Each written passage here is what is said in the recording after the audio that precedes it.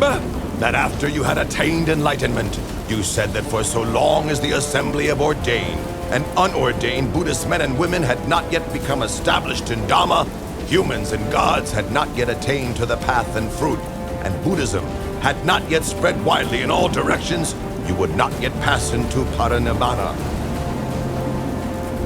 Well, now all your goals have been achieved.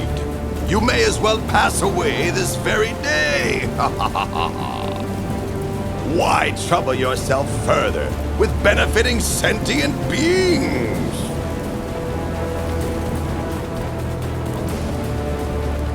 Mara, no need to get heated up with worries and speculations. In 3 months' time, I will enter Parinibbana. Be sure, then, to keep your promise.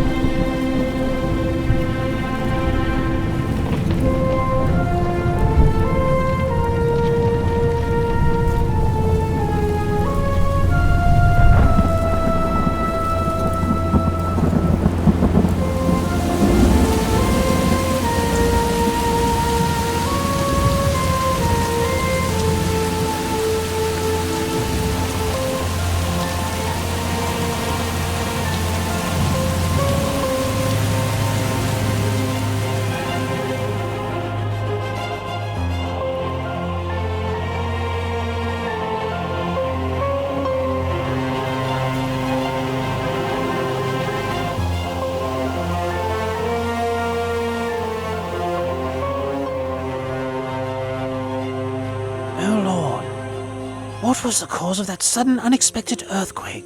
Please tell me. Ananda, there are 8 possible causes for such an earthquake. 1. Movement of the winds. 2. A person with psychic powers. 3. The Bodhisattva departs from the heaven of Tusita and enters his mother's womb. 4. The Bodhisattva is born. 5.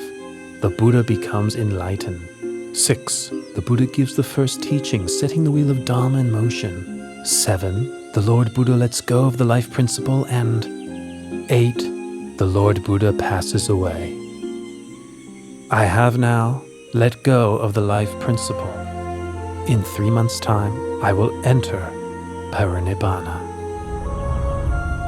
This is the cause for the earthquake which just occurred. Oh, Lord Buddha, please live on to the end of this eon to teach the deities and humans. Lord Buddha, please live on to the end of this eon to teach the deities and humans.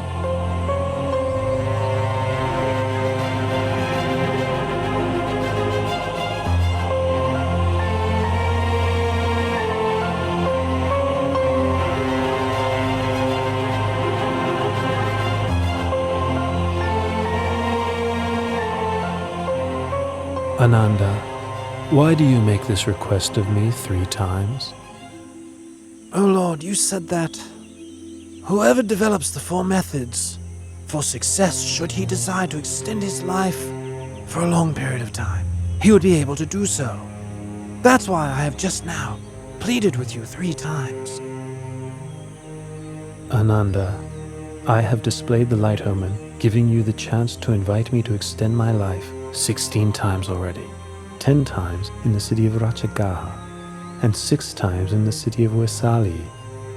The 16th time was just now, in the precincts of Pawala Jettiya.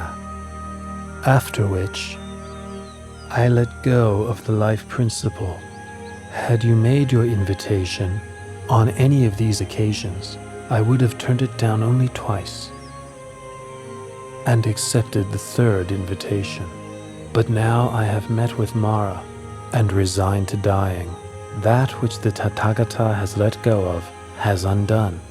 abandon. It is not suitable to ask that he take up such a thing again. Ananda, all conditioned things have impermanence as their very nature.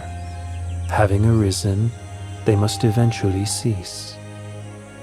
Complete cessation is the fulfillment of happiness. Nothing can be compared with it.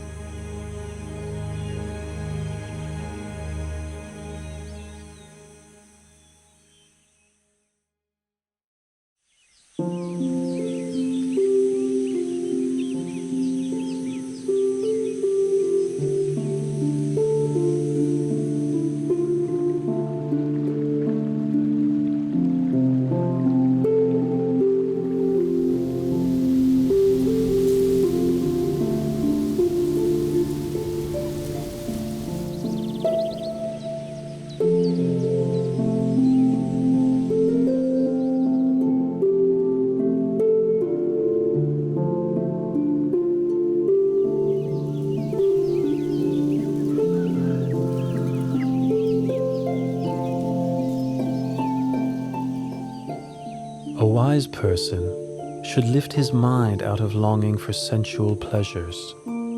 Give up this snare of Mara, using mindfulness for restraint. A wise person is able to control himself, able to attain victory over himself.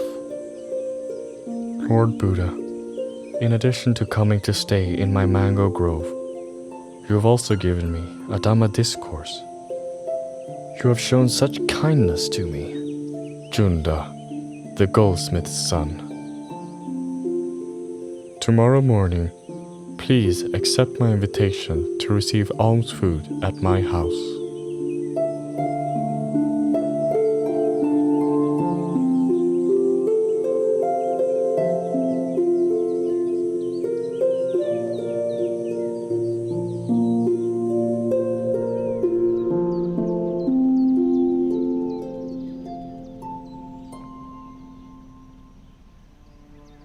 This dish is called sukaramatava. It is a fine and nutritious food. Please may the Lord accept it. Junta, this sukaramadava is food that has been prepared, especially for me, and is suitable only for me. Apart from mine, no stomach could digest it. I give you the remaining portion to please bury in the ground. And for my monks and disciples, please bring them food of another kind to eat. Yes, Lord.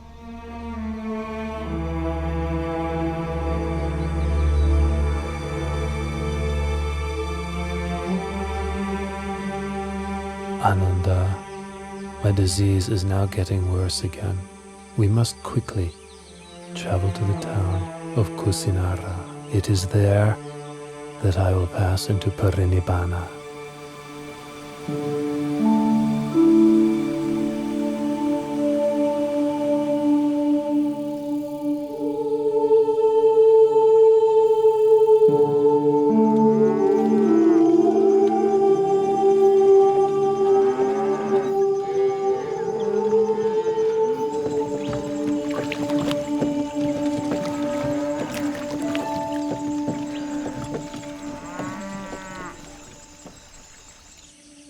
Ananda, let us stop and rest under this tree. And please fetch me a little water to drink, will you? This river is drying up, and a caravan of carts has just crossed. The water is muddy and unsuitable for drinking. The river Kakodar is not far from here. Its water is clear and cool. Please, travel on a little. It's not very far. You can drink and bathe there.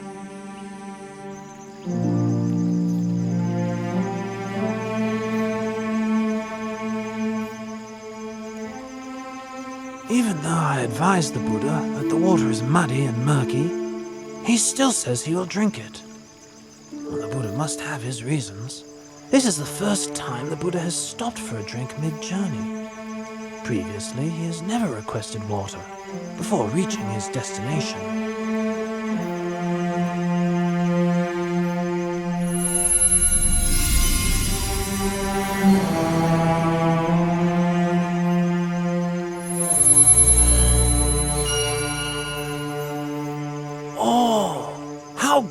great is the Buddha's power.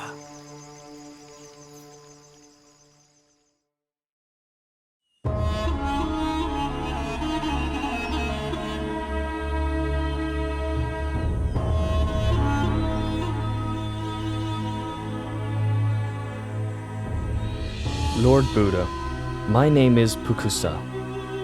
I am a son of the king of the Mala dynasty and a disciple of the late Alara the Hermit. I am traveling from the city of Kusinara to Pava. What great fortune it is to meet you. I had made the determination in my heart that I may have the opportunity, just once, to hear the Buddha's teaching. Listen, Pukusa. This heart is luminous, but it is obscured by incoming defilements. The uninstructed worldling isn't aware of this truth, and so doesn't train his mind. But the well-instructed noble disciple is clearly aware of this truth, and so trains his mind. Pukusa, I know of nothing which can change as rapidly as the mind. You should therefore maintain your focus on the mind. Recollect the virtues of the Buddha, Dhamma, and Sangha. Recollect your own well-practiced morality. And recall to mind those sacrifices that you have made for others.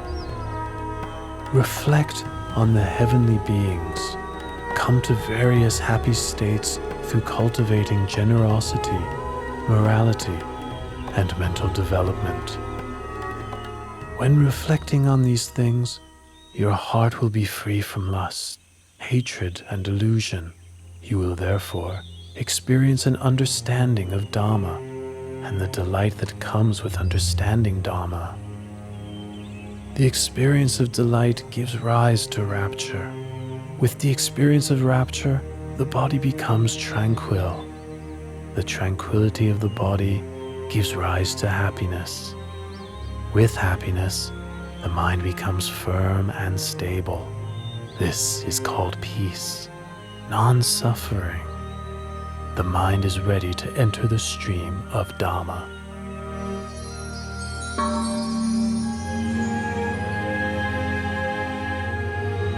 These 2 pieces of Singivana cloth are very valuable. The cloth is fine, delicately woven with a golden glow like the coals of a warm fire. May I offer these cloths to you as a gesture of worship? Please accept them, Lord Buddha. Pukusa, I would like to accept just one of your cloths. The other, please offer to Venerable Ananda, my attendant.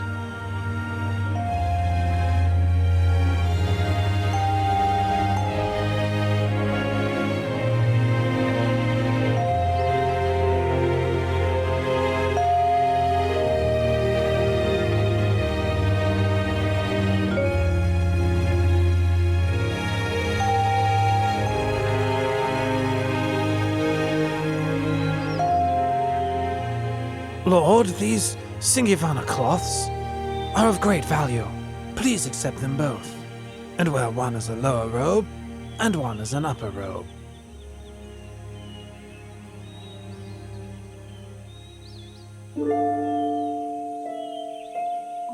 Oh Lord, your complexion is splendid, clear and bright. What a wonderful sight. Ananda, the Buddha's complexion appears pure and bright on 2 occasions. One before the moment of enlightenment, and the other before the moment of parinibbana. We must quickly travel on to Kusinara.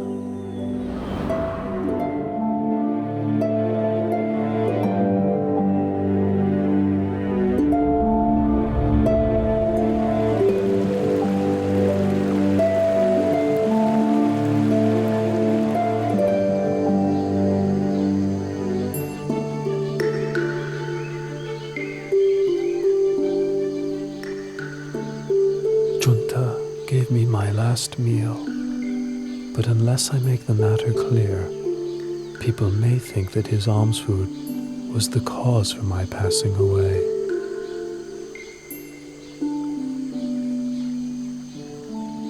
Ananda, Alms food offered on 2 occasions is of special merit and will give great fruit. The honeyed milk rice offered by Sujata supported me at the time when I ended the mental defilements.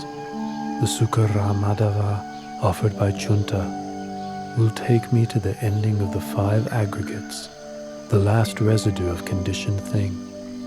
Should anyone blame Junta, you should explain what I've told you. Should Junta blame himself, you must ease his worry with these words of mine. The food which Junta offered to me was the final meal that sustained me.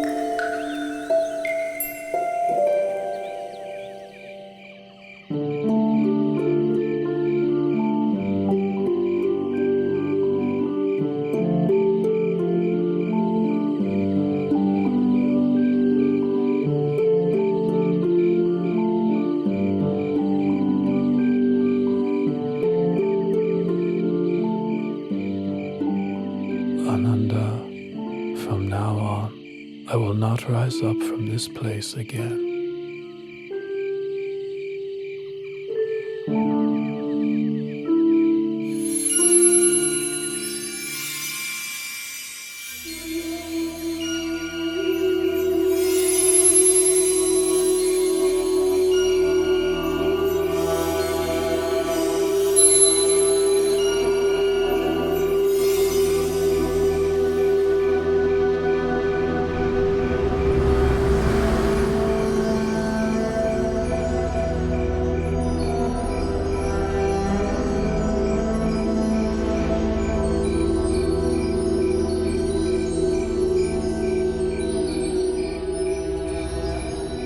Ananda, if in the future someone should offer material things of great value as tribute to me, no matter how great the value of such thing, such a tribute would not be the highest homage.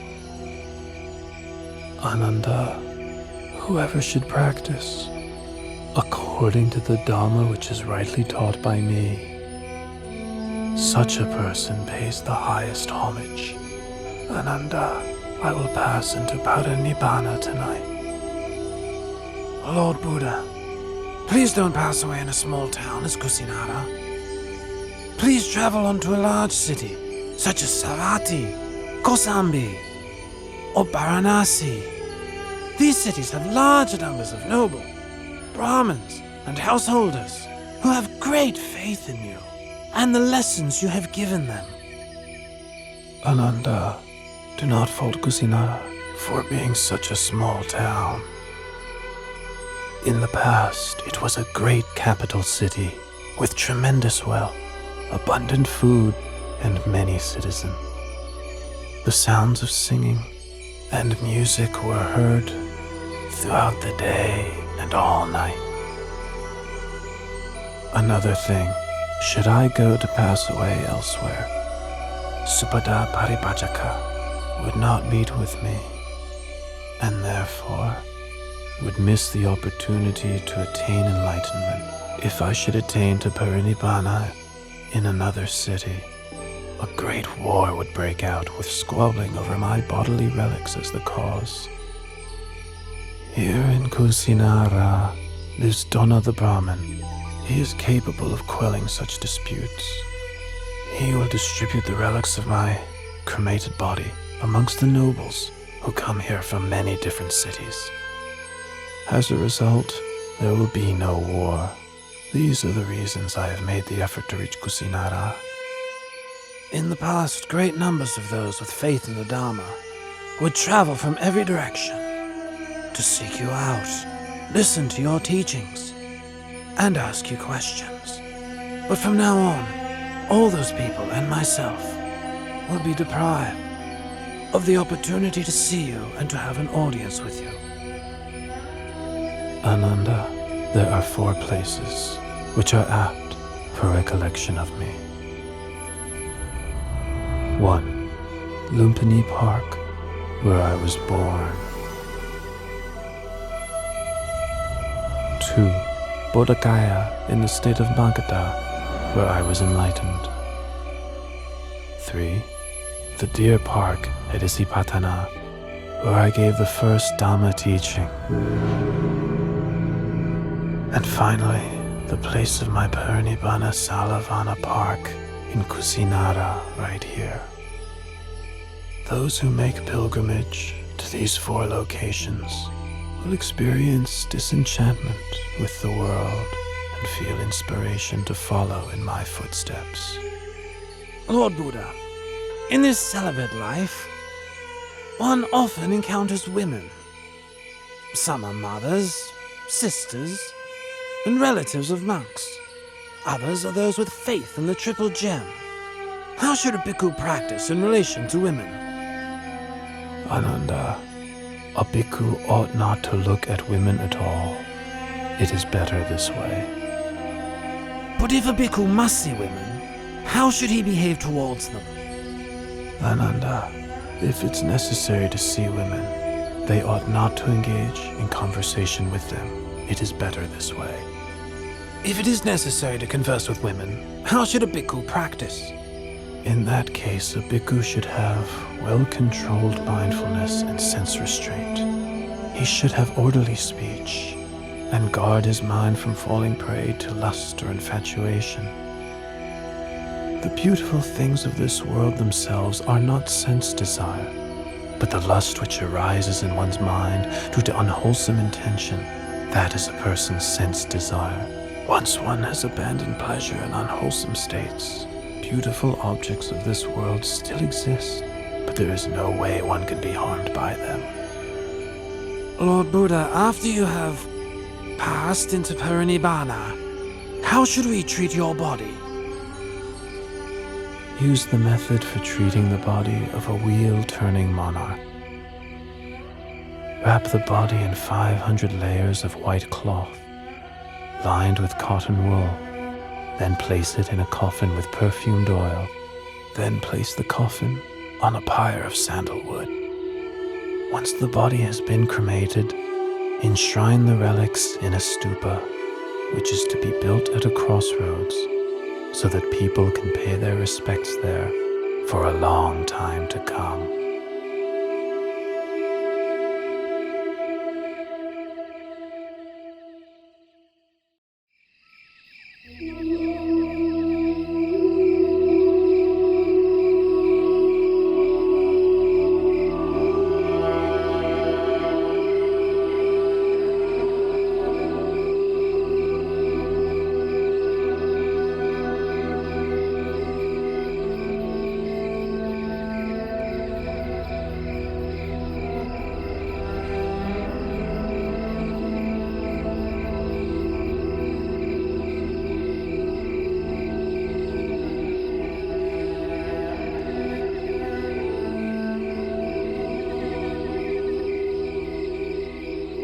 Supata is intent on having audience with the Buddha.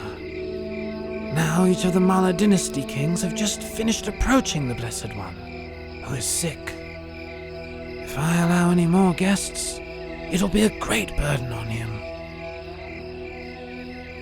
Supata, I can't permit you to see the Buddha. At this time, he is seriously ill and must rest. Ananda, please allow Supata to come to me. At this time, there are 6 renowned schools of doctrine. Each has many followers. Of these 6, can you tell me which are led by an Arahant? Supata, in any faith which does not have the Noble Eightfold Path, there is no true samanas to be found there. Should bhikkhus or non-bhikkhus continue to practice the Noble Eightfold Path, this world will not lack for arahants. Now listen to my teaching of the Dhamma. This heart is luminous, shining like the moon, but it is subject to incoming defilements. As such, it is dulled and obscured, like the moon concealed by passing clouds.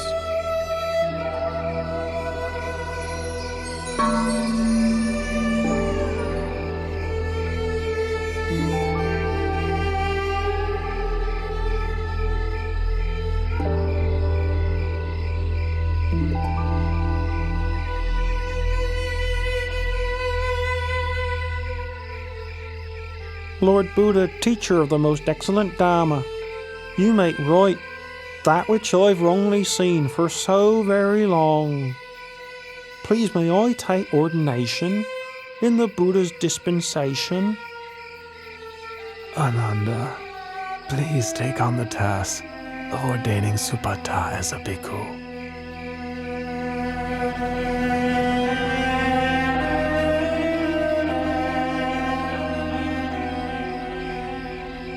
Supata, consider the hair of the head, hair of the body, nails, teeth, and skin, as well as all materiality and immateriality, according to the truth. Such things are changing, decaying, impermanent, suffering and not self, not a being, not a person, not I, not mine, not myself, not him, not his, not himself.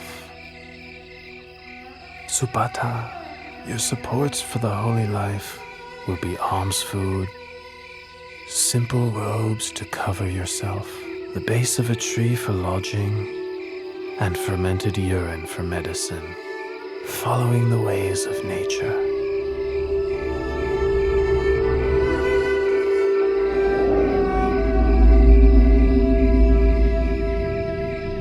Having received instruction from the Buddha, Subhada went off alone and practiced contemplation until attaining to arahantship that very night. Venerable Subhada is considered to be the last disciple who attained to enlightenment while the Buddha was still alive. Loyal bhikkhus, when I have passed away, the 84,000 teaching of Dhamma Vinaya will be your teacher. Don't think to yourselves, now that the Buddha has passed away, we'll have no teacher. Truly the Dhamma which I have taught and the Vinaya which I have laid down will be your teacher in place of me. You must take the Dhamma Vinaya as your refuge. Don't take anything else as your refuge. Even I, the Tathagata, am only the one who points the way.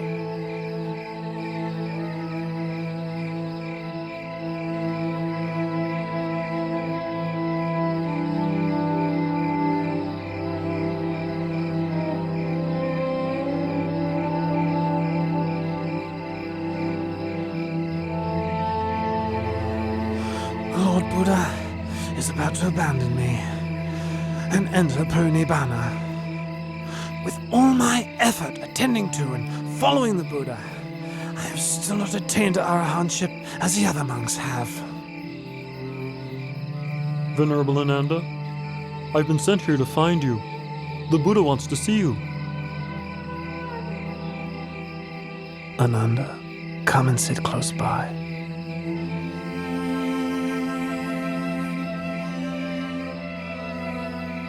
Ananda, don't be consumed by sorrow. It's natural for all conditioned things not to last. All that arises must decay, break apart, and pass away. You have traveled with and cared for me for a long time. Now you must make efforts towards your own liberation. In no long time, you will be fully enlightened.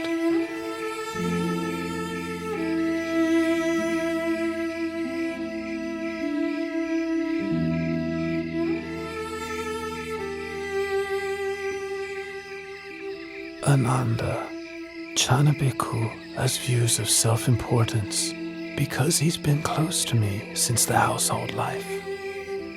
He has become stubborn and difficult to teach. Once I have passed away, he will become even more stubborn and disrespectful, refusing to take instruction from any monk. You must give him the Brahma penalty. How do we impose the Brahma penalty? All the monks must refrain from speaking to, instructing, and admonishing Chana. Having received this punishment, Chana will realize his fault and change his ways. Finally, he will attain to arahantship. Loyal bhikkhus, for as long as the Sangha meets regularly together, in harmony, with respect for the disciplinary rules, and with humility towards the senior monks, careful not to fall under the influence of craving, content to live in the forest, and wishing happiness to all that come to live and practice. For as long as the Sangha is not preoccupied with work, not prone to indulging in talk, not given to excessive sleeping, not socializing without good cause, not given to indulging unwholesome desires, not falling under the power of evil intentions, not consorting with bad people, not giving up effort in practice, but striving for the attainment of higher Dhammas. For so long there will be no decline for the Sangha, but only development and growth.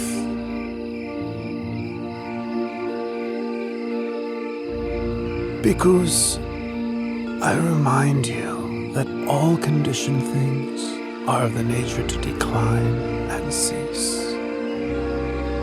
Free of heedlessness, develop yourselves and benefit others to the utmost.